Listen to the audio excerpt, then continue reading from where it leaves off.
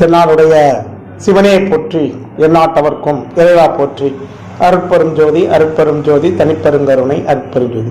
கொஞ்சம் மிஸ்டிக் சொல்லும் ஐயாவுடைய டிவி சேனல் வழியாக இந்த நிகழ்ச்சியெல்லாம் பார்த்து கொண்டிருக்கக்கூடிய பல லட்சக்கணக்கான தமிழ் உள்ளங்களுக்கு என்னுடைய முதற்கான வணக்கத்தை தெரிவித்துக் கொள்கிறேன். இன்று நம்முடைய பதிவில் நம்ம பார்க்க இருப்பது என்னன்னு கேட்டிங்கன்னா, புலிப்பாணி ஜோதிட பாடல்கள் 600, அதில் பாடல் 61. இந்த பாடல் ஒரு வித்தியாசமான பாடல். இந்த பாடலை நான் இது வரைக்கும் என் லைஃப்பில் நான் பார்க்கல. இந்த பாடலுடைய கருத்து அனுபவத்தில் எனக்கு ஒத்து வரலை, நான் பார்க்கல. பட்டு அதியோகம்னு ஜோதிடத்தில் உண்டு. அதியோகம் என்பதுன்னா லக்னத்திற்கு 6, 7, 8 6, 7, 8 சுபக்கிரகங்கள் என்று சொல்லக்கூடிய புதன், குரு, சுக்கிரன், இந்த கிரகங்கள் வரிசையாக இருக்கணும். அது அதியோகம். அந்த அதியோகம் ரொம்ப சிறப்பான யோகம். ஆனால் இந்த இடத்துல இந்த அதியோகத்தையும் சொல்லி கூட ஒரு 2-3 பிளானட் பொசிஷனையும் சொல்லியிருக்கிறாரு புலிப்பாணி சித்தர். அது எந்த மாதிரி சொல்றாருன்னு கேட்டீங்கன்னா, இந்த மாதிரி ஒரு அமைப்பு இருந்தால் அவன் இறை அம்சம் உள்ளவன். இறை அம்சம். அவன் ஒரு பெரிய அபூர்வமான பிறவி. அவன் இறைவனை போல அவன் வணங்கப்படுபவன் அப்படின்னு சொல்றாங்க. எனக்கு தெரிய இந்த பிளானட் இது வரைக்கும் வரலை. ஒருவேளை சித்தர் பெருமக்களுக்கு யாருக்காவது இருக்கலாம், அப்படிதான் அதை எடுக்க வேண்டியது இருக்கு. சரிங்களா?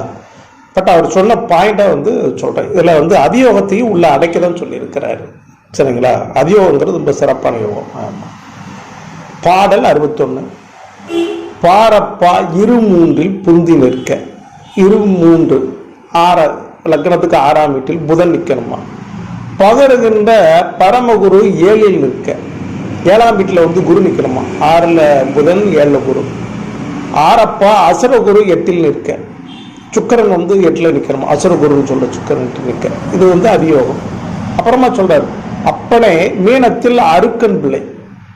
மீனம்னு சொல்றோம் பார்த்தீங்களா, அந்த வீட்டில் யார் இருக்கணுமா. அருக்கன் பிள்ளை. அருக்கன் பிள்ளை யாருன்னா சனி. அருக்கன் என்றால் சூரியன். அவனுடைய குழந்தை யாருன்னு கேட்டீங்கன்னா சனி. அருக்கன் பிள்ளை. அடுத்த வீரப்பா வில் வளைவில் சேயும் நிற்க. வில் வளைவுனா தனுஷ். வில் வளைவு தனுஷ். தனுசுல சேயினா செவ்வாய் நிற்க. விளங்குகின்ற மற்றோர்கள் எங்கும் நிற்க. இப்போ இவர் 5 பிளானட்டை சொல்லிட்டார். இந்த 5 பிளானட்டை தவிர மற்ற கிரகங்கள் எங்க வேணாலும் நிற்கலாம் அப்படின்னு சொல்றாரு. எங்கும் நிற்க. கூரப்பா, நல்லா கேட்டுக்கோங்க, கூரப்பா குமரனையும் கண்டும் காணார். அதாவது பார்க்க முடியாது, கண்டும் காணார். அவர் பார்த்த மாதிரி இருக்கும், மறைஞ்சு போயிடுவார். உங்களுக்கு பாயிண்ட் பெரிய பெரிய சித்து விளையாட்டு. அதுதான் சொன்னேன். சித்தர் பெருமக்கள் அவர் கண்டும் காண, பார்த்த மாதிரி இருக்கும், மறைஞ்சிருவாங்க.